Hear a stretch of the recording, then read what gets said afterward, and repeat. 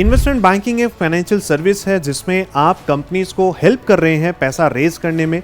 It can be through IPOs, it can be through bonds etcetera. आप उनके लिए financial models बना रहे होते हैं, आप क्लाइंट्स को पिच कर रहे होते हैं, आप एम&ए डील्स को एग्जीक्यूट कर रहे होते हैं, आप इन्वेस्टर से पैसा लेकर आ रहे होते हैं, right. So that is what an investment banker. Reporting analyst हो गया, सेटलमेंट एनालिस्ट हो गया, केवाईसी एनालिस्ट हो गया, सर्वेलेंस एनालिस्ट हो गया, प्रोसेस एसोसिएट हो गया। इस तरह की बहुत सारे रोल्स होती हैं एक इन्वेस्टमेंट बैंक में। अगर आप इन्वेस्टमेंट बैंकिंग को लेकर सीरियस हैं और इसमें अपना कैरियर बनाना चाहते हैं तो आप एक फ्री काउंसलिंग सेशन के लिए एनरोल कर सकते हैं। डिस्क्रिप्शन में आपको एक गूगल फॉर्म का लिंक मिल जाएगा, उसमें अपने डिटेल्स फिल कर दीजिए। Everything you need to know about investment banking in 2025। Investment bankers क्या करते हैं? इन्वेस्टमेंट बैंकिंग एक फाइनेंशियल सर्विस है जिसमें आप कंपनीज को हेल्प कर रहे हैं पैसा रेज करने में। It can be through IPOs, it can be through bonds etcetera.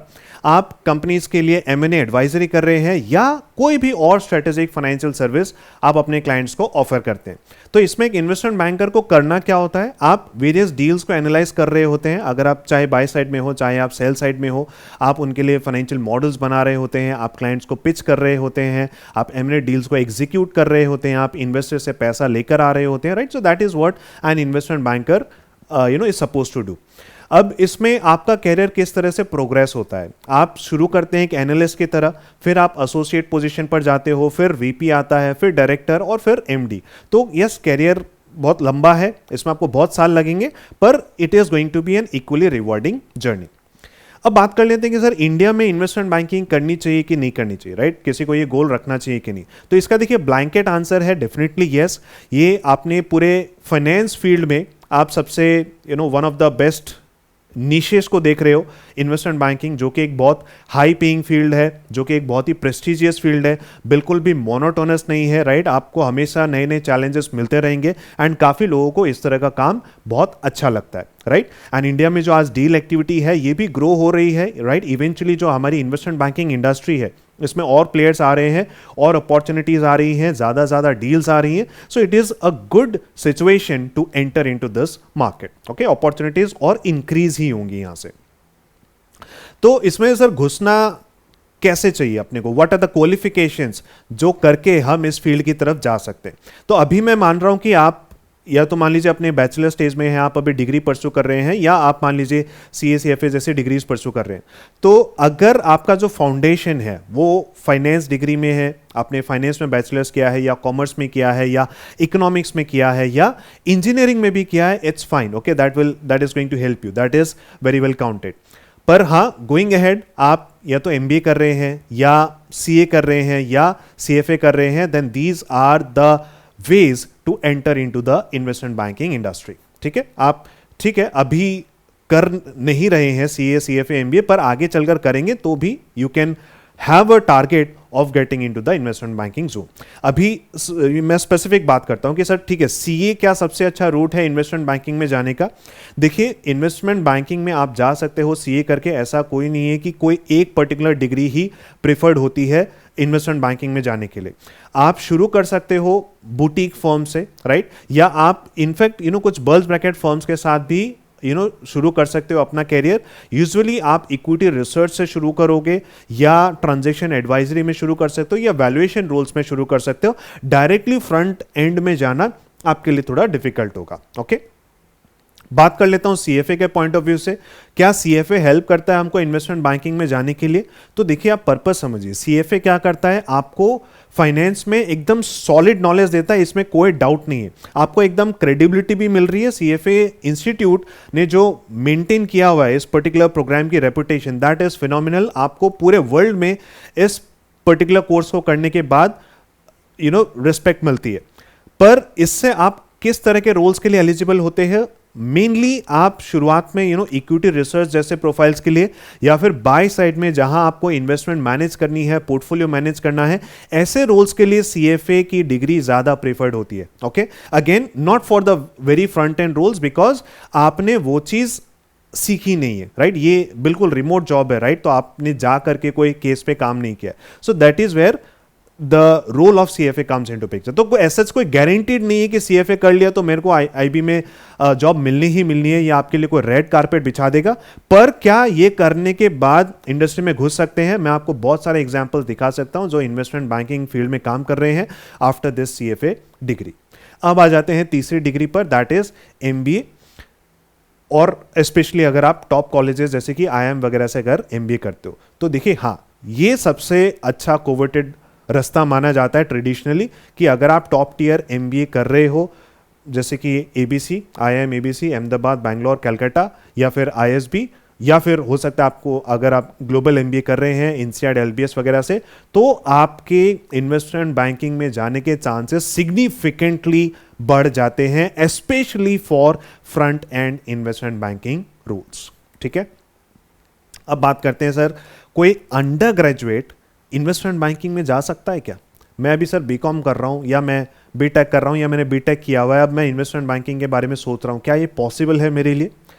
देखिए, आपको समझना होगा इसमें इन्वेस्टमेंट बैंकिंग इंडस्ट्री किस तरह से काम करती है, इसमें किस तरह के रोल्स होते हैं।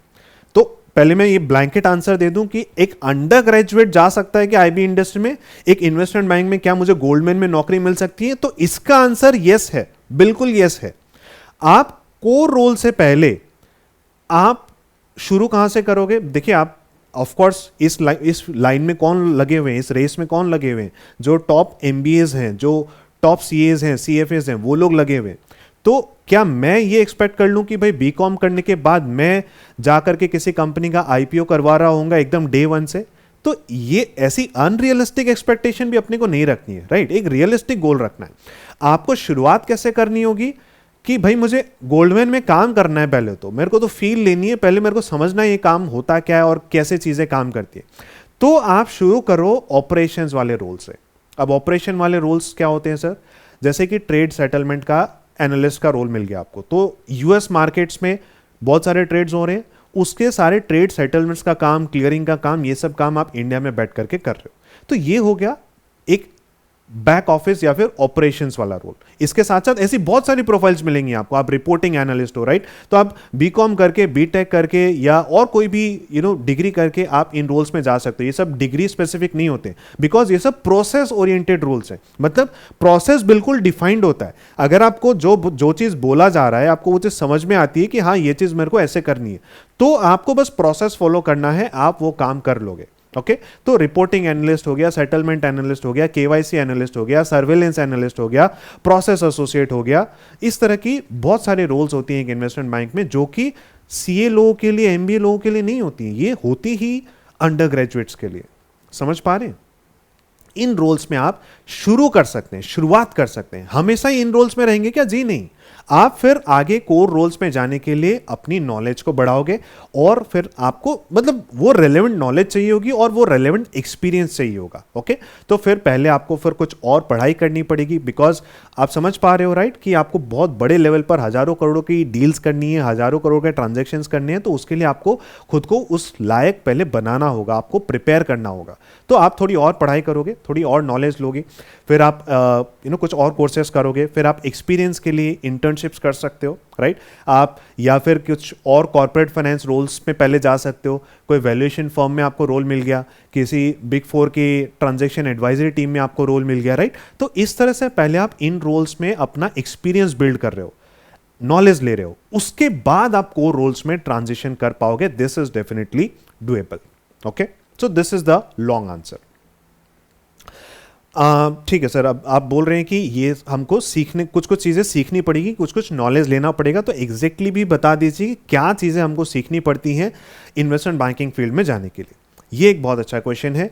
आपको एक्सेल, तो जैसे आप बॉल के साथ जगलिंग कर रहे हो, इस तरह से एकदम मास्टरी होनी चाहिए। एक्सेल हो गया, पावर पॉइंट हो गया, हर रोज इसी पर आप काम करोगे, राइट? फाइनेंशियल मॉडलिंग एक बहुत ही इंपॉर्टेंट स्किल सेट है। हर जॉब डिस्क्रिप्शन में फाइनेंशियल मॉडलिंग पर बहुत ज़्यादा फोकस रहेगा। इनफैक्ट इसके बिना आप आईबी में करोगे क्या? आप जा ही नहीं पाओगे। Okay, so this is very important. फिर valuation is another thing, accounting हो गया, अकाउंटिंग प्रिंसिपल्स हो गए, right? Communication is very important, deal making skill is very important, M and A करना, एलबीओ करना, ये सब चीज़ें आपको आनी चाहिए। Okay, and in fact let me also tell you that ये सभी चीज़ें हम आईबी कोर्स में सिखाते हैं। पीडब्ल्यूसी इंडिया के मेंटर्स आकर आपको लाइव केस स्टडीज सिखाएंगे, right? So this is something that you can definitely check out. Okay, तो पीडब्ल्यू स्किल्स वेबसाइट पर आप जाकर के चेक कर सकते हैं। अब बात कर लेते हैं सर, ठीक है, अब इन्वेस्टमेंट बैंकिंग फील्ड के बारे में थोड़ी सी और जानकारी आपको दे दूं कि इस फील्ड में क्या क्या चीज़ें होती हैं। तो अगर आपने मेरी यूट्यूब वाली सीरीज़ नहीं देखी है, वो देखा होगा तो आपको ऑलरेडी ये सारी चीज़ें पता होंगी, but I just give you an idea कि एमएनए एडवाइजरी की एक डिवीजन होगा, फिर ईसीएम यानी कि इक्विटी कैपिटल मार्केट्स के लिए एक डिवीजन होगा, डेट कैपिटल मार्केट्स के लिए एक डिवीजन होगा, फिर एक जो स्टॉक मार्केट्स वाला एंगल होता है। हर इन्वेस्टमेंट बैंकर स्टॉक मार्केट में तबाही नहीं मचा रहा होता है, एक स्पेसिफिक डिवीजन होता है सेल्स एंड ट्रेडिंग या ट्रेडिंग एंड ब्रोकरेज नाम से, या गोल्डमैन में इसको ग्लोबल मार्केट्स नाम से बोलते हैं। तो एक स्टॉक मार्केट का डेडिकेटेड डिवीजन होता है जहां पर आप क्लाइंट्स के बिहाफ पे ट्रेडिंग कर रहे होते हो, एक्चुअल में स्टॉक मार्केट में पार्टिसिपेट कर रहे होते हो। ओके, या फिर आपकी जो प्रोप्राइटरी ट्रेडिंग डेस्क हो सकती है इन्वेस्टमेंट बैंक में, जिसमें आप ट्रेडिंग एक्टिविटीज करते हो, तो एक ये डिवीजन होता है। इसके अलावा एक इक्विटी रिसर्च का एरिया होता है, और फिर एक सोफिस्टिकेटेड डिवीजन होता है दैट इज स्ट्रक्चर्ड फाइनेंस, जिसमें थोड़ी सी और आप क्या करते हो, क्लाइंट की रिक्वायरमेंट के हिसाब से कुछ प्रोडक्ट्स की इंजीनियरिंग करते हो, कुछ सोफिस्टिकेटेड प्रोडक्ट्स बनाते हो, एंड देन फिर आप उसको क्लाइंट के लिए ऑफर करते हो, right? So this are the different divisions that an investment bank can have. तो सर ये सब काम करने का पैसा वैसा कितना मिल जाता है? देखिए, अगर आप एक फ्रेशर हैं, आप एक एनालिस्ट के रोल पर शुरू कर रहे हैं, तो 15-20 लाख को एवरेज बोलना गलत नहीं है, ये बिल्कुल डुएबल सैलरीज हैं।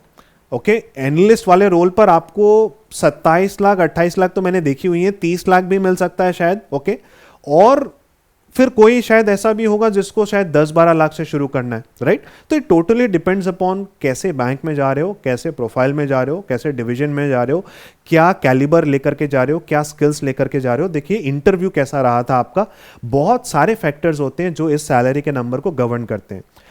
तो एवरेज क्या बैठ रहा है, 10 लाख उधर, 30 लाख इधर, तो 15 तो आराम से बैठ जाएगा। ओके, 15 से 20 लाख आप एवरेज समझ सकते हो। ओके, ये मैं एनालिस्ट लेवल पे बता रहा हूं। जब आप एसोसिएट लेवल पर जाओगे तो आप फिर 25-30 लाख के ऊपर ही जाओगे, एंड फिर वो शायद 50 लाख तक भी हो सकता है। एंड फिर एक पॉइंट के बाद आपके बोनसेस भी शुरू हो जाते हैं, ठीक है, जहां पर आपको जो भी आपकी फिक्स सैलरी होगी, 20 लाख आपकी फिक्स्ड है, तो आपको शायद और 50% और 10 लाख आपको वेरिएबल फॉर्म में मिल जाता है, बोनस के फॉर्म में मिल जाता है, एंड ये आपकी सैलरी का डबल भी हो सकता है अगर आपको अच्छे बोनसेस मिलते हैं।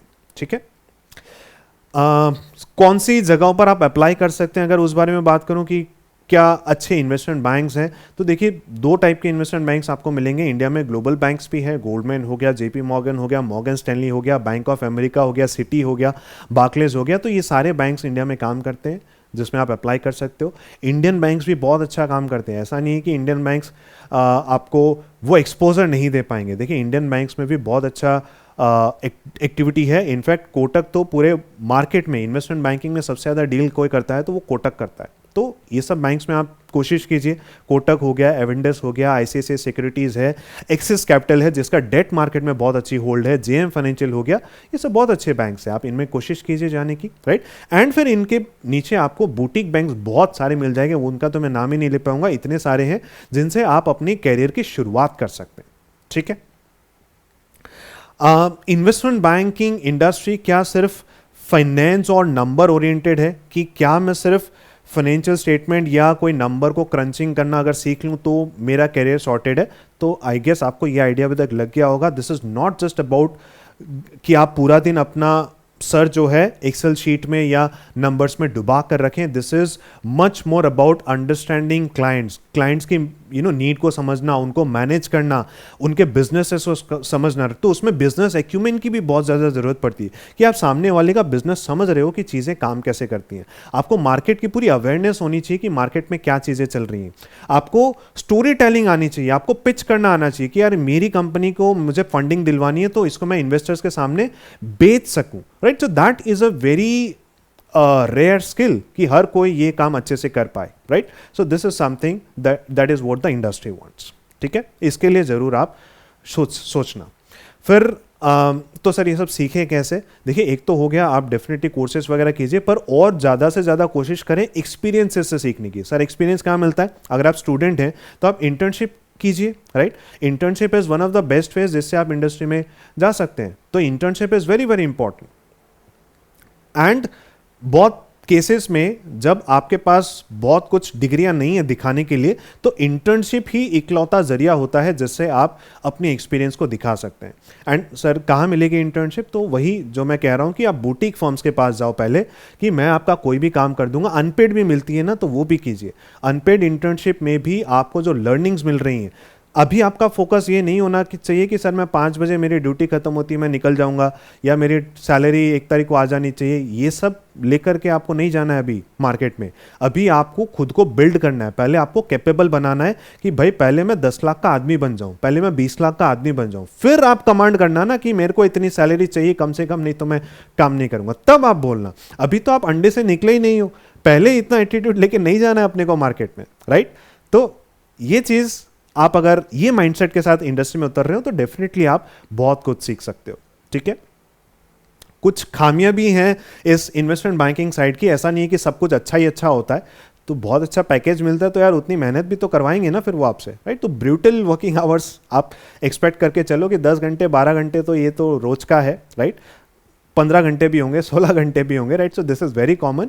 एंड स्पेशली जब आपकी डील्स टाइमलाइंस आ रही होती हैं, आपके डेडलाइंस आ रही होती हैं, उनको आपको मीट करना होता है, तो उन केसेस में ये बहुत ही ऑब्वियस सी बात है। हाँ, एक डील ख़त्म हो गई, उसके बाद जब आपको सामने वाला बोलेगा ना कि आप मान लीजिए आपके फैमिली में न्यूज़ आ रही है कि पापा न्यूज़ देख रहे हैं कि अदानी ने ये डील ले ली, रिलायंस ने ऐसे फंडिंग उठा ली, उसमें जब आप बोलते हो कि इसमें मेरा इन्वॉल्वमेंट भी था, I think that satisfaction page of everything, right? तो वर्क लाइफ बैलेंस से ऊपर भी कोई सेटिस्फैक्शन होता है if you are that kind of a person. हर किसी के लिए नहीं होता है, जिसके लिए होता है उसके लिए बहुत बढ़िया इंडस्ट्री है, राइट?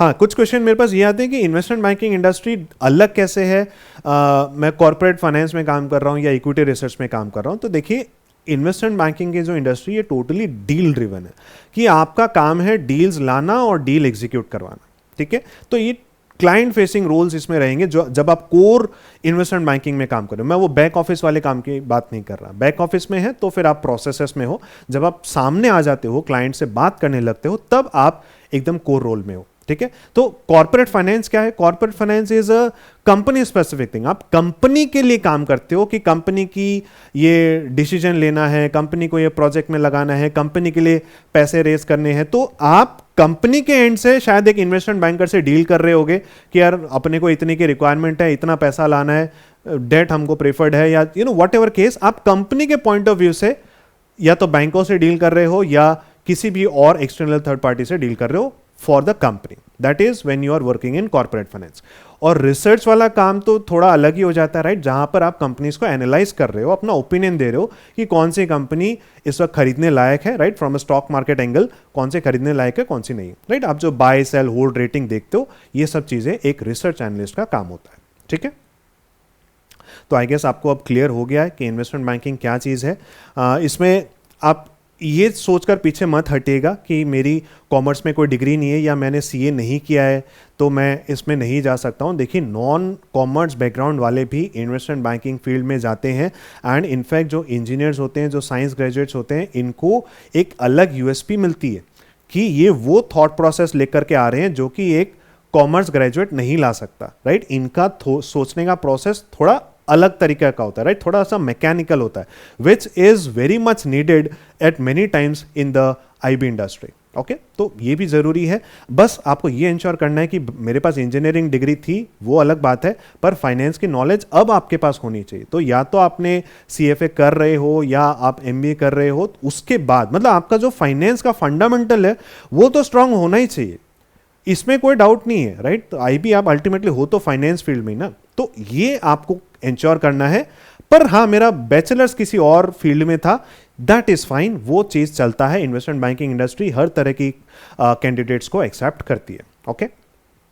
और जॉब्स कैसे अप्लाई करते हैं? देखिए, आपको लिंक्डइन पर भी जॉब्स मिलेंगी, पर ज़्यादा बेटर ये रहता है कि आप जो फर्म्स हैं जिनमें आप अप्लाई करना चाहते हैं, उनके कैरियर पेज पे जाकर के आप वैकेंसीज देखो और वहाँ पर आप अप्लाई करो।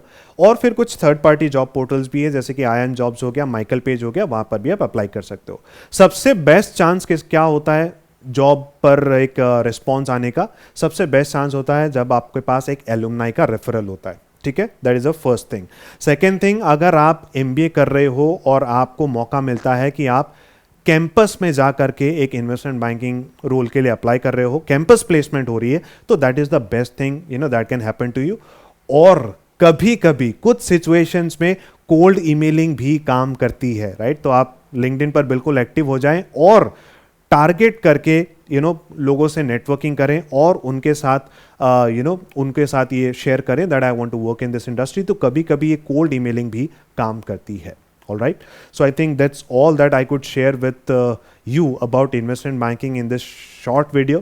I hope you liked it. अगर अच्छा लगा तो कमेंट्स में बताइए, एंड अगर और कुछ जानना चाहते हैं तो वो भी मुझे कमेंट्स में बताइएगा, ठीक है? So thank you so much, see you.